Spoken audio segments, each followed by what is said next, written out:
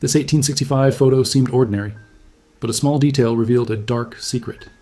The Massachusetts Historical Society received the daguerreotype in a plain manila envelope with no return address. Inside was a note written in shaky handwriting. "This belonged to my grandmother. She said it was important, but never explained why. I'm 93 now and have no children. Someone should know the truth. Dr."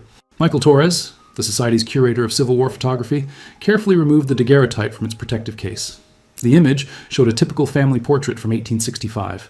A father in a dark suit, a mother seated in a Victorian dress, and 3 children arranged formally around them. Michael had examined thousands of Civil War-era photographs. This one seemed unremarkable, another prosperous northern family documenting their existence in the final months of the war. The family was posed in front of their home, a brick house with columns. Trees framed the edges, their branches creating natural shadows. The father appeared mid-40s, stern-faced. The mother sat with perfect posture. Their daughter, perhaps 14, stood with the serious expression common in period portraits. 2 younger boys, maybe 6 and 8, stood rigidly beside their father. Michael placed the daguerreotype under his magnifying lamp. Then he noticed something that made him adjust the angle. In the shadows beneath the trees, barely visible, were 2 more figures. The image quality was poor in that section. The figures were out of focus, ghost-like in the dim light. But they were definitely there. Michael increased the magnification. As he studied the shadowed area, the figures became clearer. 2 people stood close together in the darkness. One appeared to be a young man, tall, slender, perhaps 18 or 20. The other was a young woman, her dress simpler than the mother's gown. And they were embracing. Their faces were close together in what appeared to be a kiss. Michael sat back, his heart racing. The photographer would have seen these figures, would have known they were being captured. Unless the couple hadn't realized the photograph was being taken at that moment, unless they thought themselves hidden, safe from observation. Michael examined the visible family again. 5 people were accounted for. But many families in 1865 had older children who had gone to war or married. The shadowed couple intrigued him. The young man's posture suggested wealth. The young woman's dress was plainer, her bearing different from the mother's formality. A romantic relationship captured accidentally. But who were they, and why had this daguerreotype been preserved for over 150 years, with the cryptic note about truth? Michael needed to identify this family. Then he could understand what secret had been hidden for more than a century. Michael spent 2 days examining every detail for identification clues. The house was substantial. Brick with white columns, typical of prosperous northern families. The father's clothing suggested wealth. Tailored suit, visible watch chain, polished shoes. The breakthrough came from an unexpected source. Michael noticed the daughter held something in her lap, a small book with distinctive binding. He increased magnification and could just make out decorative elements on the cover. It was a Bible, embossed in gold lettering with a name, Whitmore. Michael immediately searched historical records for families named Whitmore in Massachusetts during the Civil War. The search returned dozens of results, but he narrowed it by looking for families wealthy enough to commission professional daguerreotypes and own substantial homes. After 6 hours, he found them, the Whitmore family of Concord, Massachusetts. Samuel Whitmore, born 1820, was a successful textile merchant who supplied uniforms to the Union Army. He married Margaret in 1848. They had 5 children, Thomas, Elizabeth, Henry, and twins, Robert and James. 5 children. But only 3 appeared in the photograph, Elizabeth and the twins. The 2 older sons were absent. Michael searched military records. Thomas Whitmore had enlisted in 1863 at 16, lying about his age. He was killed at Cold Harbor in June 1864. That left Henry unaccounted for, 18 years old in 1865. Michael looked at the shadowed figure again. An 18-year-old young man, home during the final months of war, embracing a young woman while his family posed for a portrait. But who was she? Michael discovered Samuel Whitmore had been an outspoken abolitionist, supporting Frederick Douglass and contributing to anti-slavery societies. The Whitmore home had been a documented underground railroad stop in the 1850s.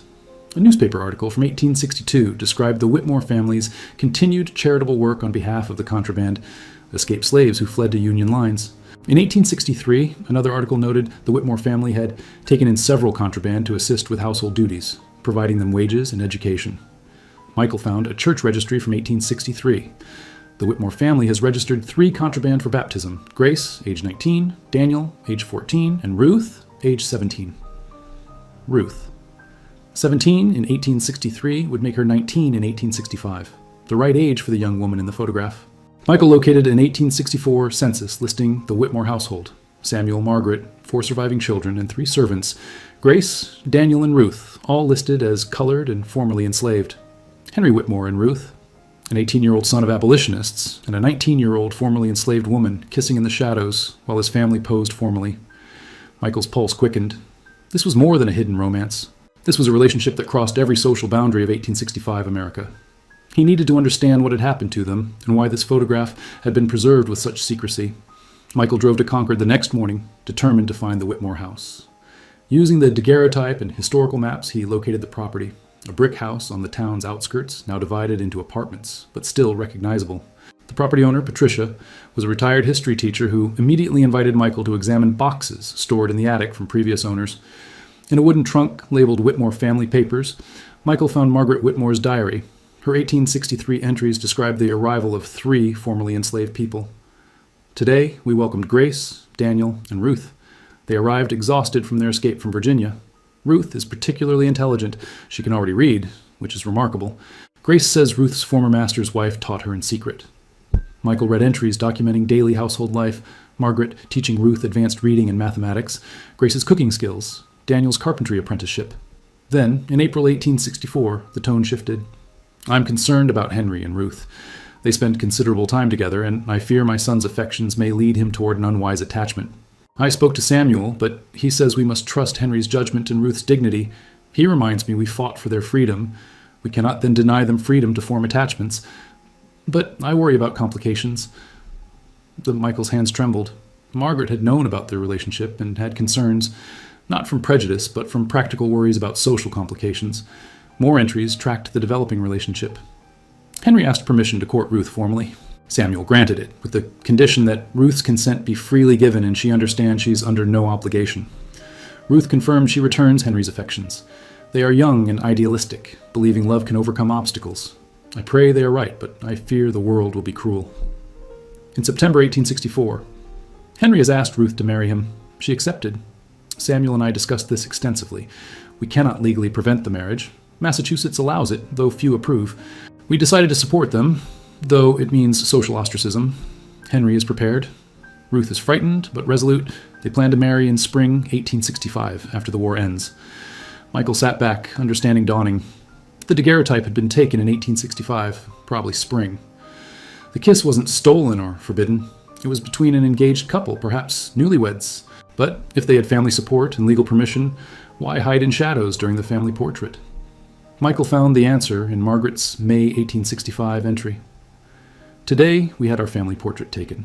Henry and Ruth were married last month in a small ceremony. Samuel wanted them included as husband and wife, but Ruth refused.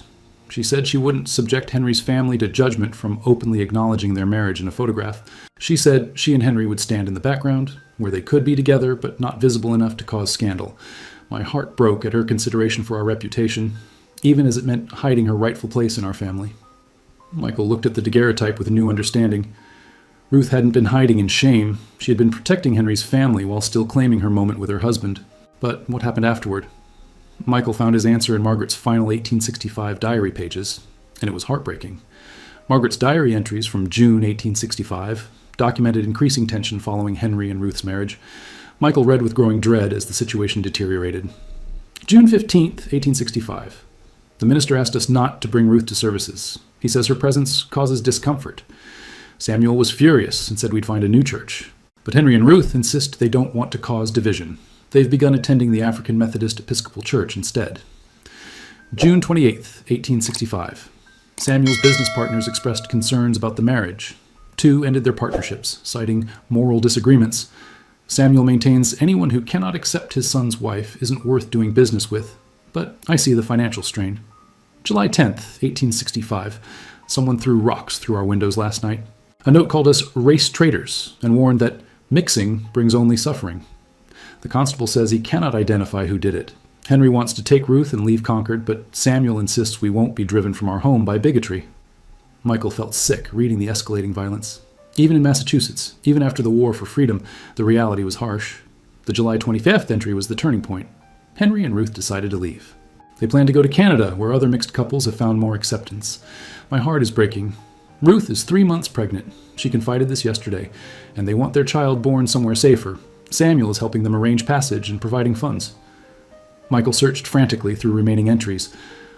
August 3rd, 1865. Henry and Ruth left this morning before dawn. We said goodbyes in tears, not knowing if we'll ever see them again. Ruth embraced me and thanked me for accepting her. I told her she was my daughter now. Henry promised to write once settled. Entries after were desperate. September. No word from Henry and Ruth. Samuel has made inquiries, but no one knows where they went. October. Still no word. I'm terrified something happened. November. A letter arrived today, but it brought no comfort. Margaret had tucked the actual letter into the diary. Michael unfolded it carefully. It was from a minister in Buffalo, New York, dated October 15th, 1865. Dear Mr. and Mrs. Whitmore, it is with profound sorrow I inform you of a tragedy. Your son Henry and his wife Ruth stopped in Buffalo on their journey to Canada. On September 20th, a fire broke out in their boarding house. Henry's body was recovered. He perished from smoke inhalation. Ruth survived but went into premature labor from shock. She delivered a daughter but died within hours from complications. The infant survived and is healthy. Before Ruth passed, she asked the child be named Margaret, after you. Please advise how to proceed regarding the infant. Michael sat motionless. Henry and Ruth had died within hours of each other, leaving behind a newborn daughter. Margaret's response, November 10th, 1865. Samuel and I leave for Buffalo tomorrow to bring our granddaughter home. She is all we have left of Henry and Ruth. The town will judge us for raising a colored child, but I don't care. Margaret Ruth Whitmore is our family, and we won't abandon her. Michael spent hours searching through remaining Whitmore papers. He found a baptismal record from December 1865 for Margaret Ruth Whitmore, listing Samuel and Margaret as guardians. Census records from 1870 listed Margaret Ruth in the household. School records documented difficulty enrolling a black child in Concord schools, letters from Margaret fighting for her granddaughter's education, and finally, in 1875, a letter from a Boston school agreeing to admit Margaret Ruth. The last document was Margaret Ruth's marriage license from 1885 at age 20. She had married Thomas Bradley, a teacher in Boston. The witnesses were Samuel and Margaret Whitmore. Michael realized the anonymous donor who sent the daguerreotype must have been a descendant of Margaret Ruth, someone who knew fragments of the story but not the full truth. He published a notice in genealogy forms seeking descendants of Margaret Ruth Whitmore Bradley. Within a week, he received an email from Judith Williams in Vermont. I believe I'm who you're looking for. My great-grandmother was Margaret Ruth Bradley. She died when I was 5, but I remember her telling me stories about being raised by white grandparents in Massachusetts. She said there was a photograph somewhere that explained everything. Is that what you found? Michael called Judith immediately and arranged to meet her in Concord. Judith was 72, a retired schoolteacher with gray hair and intelligent eyes that reminded Michael of Ruth from the daguerreotype. I knew my family history was complicated, Judith said as Michael spread documents across the library table. My great-grandmother told me her parents died when she was a baby, and her white grandparents raised her, but she never told me details, how they died or why they were together. Michael showed her the daguerreotype first, pointing out the shadowed figures. That's your great-great-grandparents, Henry Whitmore and Ruth. They were married in May 1865, just weeks before this photograph. Judith stared at the image, tears forming. I've never seen a picture of them, never knew what they looked like. Michael walked her through everything. Margaret's diaries, the letters about the fire, Margaret Ruth's upbringing, and finally the marriage license from 1885. Your great-grandmother grew up in a white household in Concord at a time when that was almost unheard of, Michael explained. Samuel and Margaret Whitmore fought for her education, her rights, her future. They honored Ruth's dying wish and raised Margaret Ruth as their own granddaughter. Judith wiped her eyes. My great-grandmother used to say her grandparents were remarkable people. She said they taught her that love was stronger than prejudice and family was about choice, not just blood. But did she talk about the relationship between Henry and Ruth? Michael asked carefully. She said her mother had been enslaved and escaped to Massachusetts, where she worked for the Whitmore family. She said her father fell in love with her mother and married her despite everyone telling him not to. She said it was real love, not exploitation. Judith met Michael's eyes. She wanted me to know her parents' marriage was different, that Ruth had freedom and choice. Michael showed her Margaret's diary entries, documenting Ruth's consent and the family's efforts to ensure equality. It wasn't perfect, Judith said quietly. Even with good intentions, power dynamics were complicated, but it was better than most. And Ruth chose Henry, knowing it would be hard. That matters. While cataloging materials for a permanent archive, Michael discovered something he had initially overlooked. A small leather journal dated 1895 to 1920. It belonged to Margaret Ruth. Michael brought it to Judith before reading it. I found your great-grandmother's diary. I thought you should be here when we look at it. They sat together and carefully opened the journal. Margaret Ruth's handwriting was precise and elegant. The first entry, January 1st, 1895, when Margaret Ruth was 29. I begin this journal as I begin my 30th year, finally ready to write about the ghosts that have haunted my life. I have lived as Margaret Ruth Whitmore, raised by white grandparents in a white household, navigating a world that never knew what to make of me. I was too black for white society, too white raised for black society. But I have made peace with this in-between existence because it came from love. Judith's hands trembled as they read. Margaret Ruth had written extensively about growing up in the Whitmore household, about the kindness and occasional awkwardness, about questions she asked and the loving answers her grandparents gave. Grandma Margaret told me about my mother today, an entry from 1870 read. Margaret Ruth would have been 5. She said my mother's name was Ruth, and she was the bravest person Grandma ever knew. She said my mother escaped from slavery. She said my father, Henry, loved my mother so much he married her, even though some people thought he shouldn't. She said they both died in a fire when I was very small, but before my mother died, she named me after Grandma because Grandma was kind to her. I wish I could have known my mother. Michael and Judith read entries documenting Margaret Ruth's growing understanding of her parents' story. Samuel and Margaret had been honest with her, age-appropriately sharing the truth. An entry from 1885 when she married. Today I became a wife, as my mother did 20 years ago. I wonder if she was as nervous, as excited, as hopeful. I wonder if she knew they would have so little time together. Would she have made the same choice if she had known? I think she would have. Love that exists in the face of opposition is perhaps the truest kind. From 1890, when her first child was born, I held my daughter Ruth, named for the grandmother she'll never meet, and understood something profound. I am both black and white, born of love between worlds. My daughter is black, born into a black family, but carrying the legacy of white grandparents who loved her grandmother. Identity is more complicated than society wants it to be. We contain multitudes. Throughout the journal, Margaret Ruth documented her work as a teacher in Boston, her efforts to provide education for black children, her determination to honor both sides of her heritage. One 1910 entry particularly moved Michael. A student asked why I became a teacher. I told her it was because my mother, though enslaved, learned to read in secret. My grandmother, my mother's mother, had been denied education her entire life. But my grandfather Samuel and grandmother Margaret insisted I receive the best education possible. I teach because 3 generations of women fought for the right to learn. I teach to honor them. Near the journal's end, in 1918, Margaret Ruth wrote about seeing the photograph. Today, my cousin brought me the family daguerreotype from 1865. I had never seen it. And there, in the shadows beneath trees, I saw them. My father and mother embracing, stealing a moment of joy before tragedy. I stared for an hour, trying to memorize their faces. They looked happy. Like 2 people in love, like 2 people who believed love could overcome anything. I will keep this photograph safe. Someday, someone will ask about them. And this image will be proof they existed, that they loved each other, that they created me. 3 months after completing his research, Michael stood in the Massachusetts Historical Society's gallery preparing for an exhibition titled In the Shadows, Hidden Stories of the Civil War Era. The centerpiece was the Whitmore family daguerreotype, now professionally conserved and displayed with a magnified section showing Henry and Ruth's embrace clearly.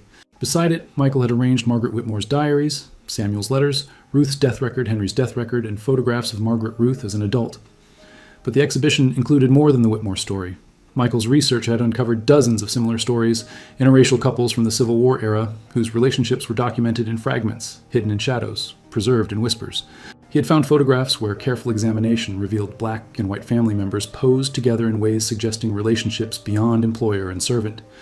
He had found letters documenting marriages that couldn't be legally recognized. He had found birth records listing white fathers who couldn't publicly claim their children. Each story was different. Some were consensual relationships between equals who loved despite social prohibition. Others reflected complicated power dynamics that made true consent questionable. Michael presented these stories with honesty, acknowledging both genuine love and the exploitation that was far more common. But the Whitmore story remained the centerpiece because it illustrated something important. Even with family support, legal marriage, and financial resources, interracial couples faced incredible obstacles. Henry and Ruth had everything working in their favor, and they still died trying to find safety. Judith attended the opening, bringing her children and grandchildren. They stood together looking at the daguerreotype, seeing their ancestors for the first time. "This is where we come from," Judith told her family. "This is the love that created us. It wasn't easy and it wasn't perfect, but it was real." A young black woman approached Michael during the opening. "I have been researching my family history. I found a photograph from 1870 that might be similar to this. There's someone in the background I never noticed before. Could you look at it?"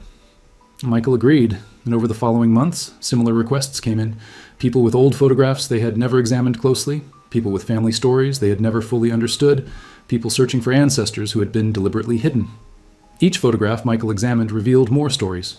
Some were interracial romances. Others were family members who had passed as white, or black families who had hidden mixed ancestry, or white families who had raised black children to protect them. The exhibition grew, and with it, a fuller picture emerged, one where the neat categories of race, family, and social order were far more complicated than history books acknowledged. 6 months after opening, Michael received a letter from a Virginia Historical Society. They had been inspired by his work and had begun examining their collections more carefully.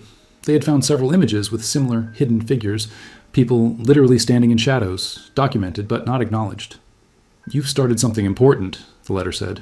"You've shown us that history isn't just in the obvious subjects of photographs, but in the margins, in the shadows, in the people who weren't supposed to be seen." Michael pinned the letter beside the Whitmore daguerreotype. He thought about Ruth, who had chosen to stand in shadows to protect Henry's family, never knowing that her act would eventually lead to her story being told in full. She had trusted that someday someone would look closely enough to see her. And finally, someone had. 2 years after the exhibition opened, Michael received an unexpected email from David Whitmore in Oregon. "I believe I'm descended from Elizabeth Whitmore, the daughter in the daguerreotype. I heard about your research and wondered if there might be a connection." Michael called David immediately and learned he was indeed descended from Elizabeth, who had married and moved to Oregon in the 1870s. David had grown up knowing an ancestor named Henry died young, but had never heard about Ruth or Margaret Ruth. "My family's version was that Henry died in a tragic fire and that was the end. No one mentioned a wife or child. I think later generations were ashamed and tried to erase that part of our history." Michael connected David with Judith, and they arranged to meet in Concord. The first time descendants from different Whitmore branches had come together in over a century. The meeting was emotional. David was white, descended from Elizabeth's line. Judith was black, descended from Henry's line. But they were cousins, separated by 5 generations. "This is extraordinary," David said, looking at the daguerreotype with Judith. "Your great-great-grandmother stood in shadows to protect my great-great-great-grandmother Elizabeth and the rest of the family. And now here we are, meeting for the first time." Judith smiled. "Ruth would probably be happy to know the family is reconnecting. From what I've learned, she cared deeply about family unity, even when it cost her personally." They spent the day sharing family stories and photographs. David had pictures of Elizabeth's descendants, the line that stayed in the formal portrait, visible and acknowledged. Judith had pictures of Margaret Ruth's descendants, the line that started in shadows but emerged into proud visibility. "Looking at these side by side," David observed, "the family resemblance is clear. We all have the same eyes, Samuel Whitmore's eyes." Michael photographed them together standing in front of the daguerreotype. The image showed a white man and a black woman, cousins, standing together in 2022, connected by ancestors who had loved across racial lines in 1865. "This is what Henry and Ruth wanted," Judith said softly. "A family that could stand together without hiding, without shame, without fear. It took 160 years, but we're finally here." David nodded. "And we're here because Ruth chose to be in that photograph, even in the shadows. Without that image, I would never have known about Margaret Ruth. I would never have known I had black cousins." Over the next year, more Whitmore descendants came forward. Michael organized a family reunion in Concord in 2023, bringing together over 50 descendants from multiple branches. The reunion took place at the Historical Society, with the daguerreotype displayed prominently. Descendants who had never known about the interracial branch met cousins they hadn't known existed. A genealogist created a comprehensive family tree showing how all branches connected back to Samuel and Margaret. The tree showed Elizabeth's descendants spreading across the western United States, the twins' descendants remaining in New England, and Margaret Ruth's descendants building lives in Boston, New York, and beyond. Judith gave a brief speech, standing beside David. "My great-great-grandparents, Henry and Ruth, loved each other despite knowing it would be difficult. They married anyway. They created a family anyway. And when they died, Samuel and Margaret honored that love by raising my great-grandmother. Today, we stand together, black and white descendants of the same family, because our ancestors believed love was stronger than prejudice." The reunion concluded with everyone gathering outside for a group photograph, over 50 Whitmore descendants standing together, spanning the full spectrum of racial identity. Michael took the photograph and later displayed it beside the 1865 daguerreotype. The contrast was striking, the original showing a family with some members hidden, and the modern image showing all descendants standing together in full sunlight, visible and acknowledged. 5 years after discovering the daguerreotype, Michael stood in his office, surrounded by hundreds of photographs submitted by families across the country. Each image contained its own shadow family, people who had been literally or figuratively hidden, but whose stories were now being told. The Whitmore daguerreotype remained the centerpiece, but it had become something more, a symbol of all families who had loved across racial lines during America's most divided eras. Judith had become a collaborator, traveling to speak at museums and universities. At 78, she was determined to ensure Ruth and Henry's love was remembered as courage, not scandal. People ask if I'm angry about how my great-great-grandparents were treated, Judith said during one presentation. Yes, I'm angry they couldn't live openly, that they died trying to find safety, that their daughter grew up without them. But I'm also grateful they loved each other, despite obstacles. Grateful that Samuel and Margaret honored that love. Grateful the photograph exists, because this image proves families like mine existed. We weren't just footnotes, we were real, and we mattered. The exhibition had evolved into a permanent installation called Visible in the Shadows, Hidden Families of American History. It included over 200 photographs spanning the 1840s through 1920s, each showing families that had been documented but not fully acknowledged. Michael had created an online database where people could submit their own family photographs and stories. The database grew daily, with submissions from descendants of Native American and white families, Asian and black families, and countless combinations that defied rigid racial categories. One submission particularly moved Michael, a photograph from 1890 showing a family reunion with over 30 people, spanning multiple generations and obviously representing several racial backgrounds. The submitter explained, "My family has always known we were mixed, but no one talked about details. This photograph was kept in a locked box for over a century. My grandmother finally showed it to me before she died and said, 'Tell the truth. We don't have to hide anymore.'" So here's our truth. We're black, white, native, and probably more. We're American in the most complicated and beautiful sense. Michael included this with the family's permission, adding to the growing archive of families who refused to be erased. The research had also impacted how museums approached their collections. Curators now routinely examined photographs for shadow figures, and exhibition designers made deliberate efforts to include interracial family stories. One major outcome was a change in how genealogical records were interpreted. Historians began developing new methodologies for tracing families whose connections weren't documented traditionally, looking at property transfers, trust funds, baptismal records, and other indirect evidence of relationships that couldn't be legally recognized. On the 10th anniversary of discovering the daguerreotype, Michael organized a symposium on hidden families in American photography. IUM's researchers presented findings from across the country, showing how careful visual analysis could reveal families and relationships that written records obscured.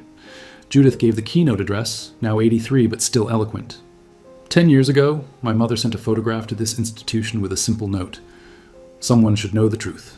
She didn't know what would come of it. She just knew the story mattered. And she was right. This one photograph opened the door to thousands of other stories. It taught us to look more carefully and to honor the love that existed despite everything. She paused, looking at the projected daguerreotype. Ruth stood in shadows to protect Henry's family, but she insisted on being in the photograph. She claimed her place, however small, and 160 years later, we finally see her. The symposium concluded with participants gathering for a group photograph. Over 200 historians, curators, genealogists, and descendants of shadow families standing together in acknowledgement that these stories were now part of the official historical record. Michael thought about the small detail that had started everything.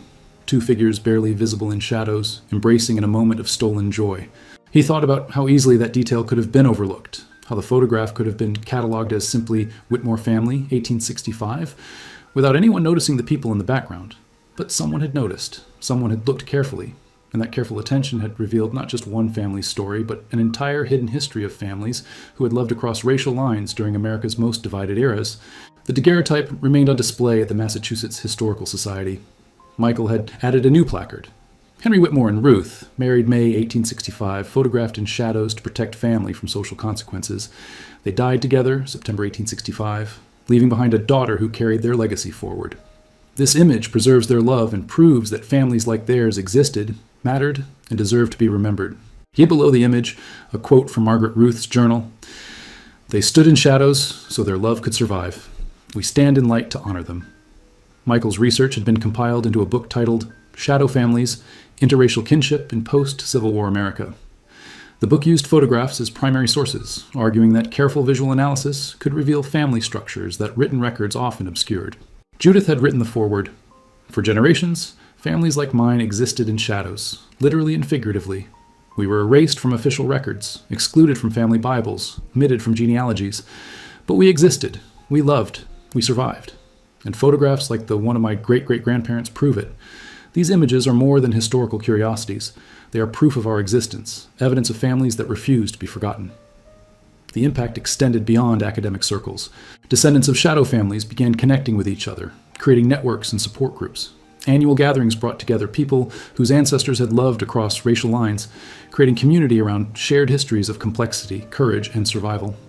Schools began incorporating these stories into curriculum, teaching students that American families had always been more diverse and complicated than traditional narratives acknowledged. Museum exhibits across the country featured shadow family photographs, challenging visitors to look more carefully at historical images. Michael continued receiving photographs weekly, people discovering hidden figures in their family portraits, people finding evidence of relationships that had been deliberately obscured, people piecing together family stories that previous generations had kept secret. Each photograph added another piece to the puzzle of American family history. Each story revealed the ways people had found to love, protect, and create families despite laws and social conventions that said they couldn't. Ruth's choice to stand in shadows had initially seemed like erasure, hiding herself to protect others, but Michael now understood it as resistance. She had insisted on being in the photograph, on being documented, even if she couldn't stand prominently. She had preserved her existence for anyone who cared enough to look closely. And 160 years later, people were finally looking. Michael locked the exhibition hall that evening, leaving lights on so the daguerreotype remained illuminated. Henry and Ruth, no longer hidden in shadows, finally fully seen, their love acknowledged, their family recognized, their courage honored. The small detail that had revealed the truth, two figures embracing in shadows, had opened a window into an entire hidden history. It had taught historians to look more carefully, had given descendants permission to claim their complicated heritages, and had proven that families built on love could survive even when society tried to erase them. Ruth had stood in shadows to protect the people she loved, but she had also ensured she was documented, preserved, remembered. She had trusted that someday someone would look closely enough to see her. Michael had been that someone, and through his work, millions of others were now seeing her too, seeing Ruth and Henry, seeing Margaret Ruth, seeing Judith and David and all the descendants who carried their legacy forward. The truth Ruth had protected for 160 years was finally known, that love could exist across any boundary, that families could be built despite any obstacle, and that people who stood in shadows deserved to be brought into the light.